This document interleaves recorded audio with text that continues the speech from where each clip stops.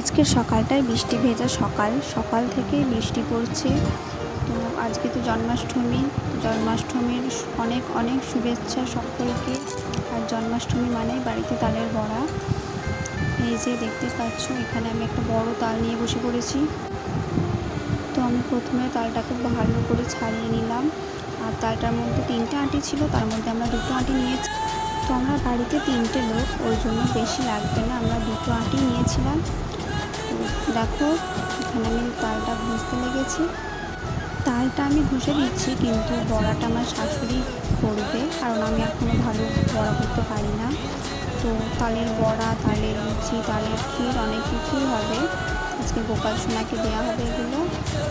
তো তারপর আমার দেখো তাল ঘষা হয়ে গেছে, আর মাড়িটা কত সুন্দর বেরিয়েছে, মাড়িটার কেমন কালার হয়েছে দেখো।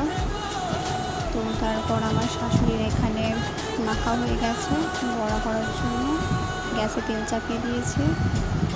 তারপর বড়াগুলো তেলে দিয়ে দিল, ব্যাস রেডি তালের বড়া, তালের লুচি, তালের ক্ষীর। তো তোমরা কে কে বাড়িতে তালের বড়া করেছো আমাকে জানাবে। জয় গোপাল।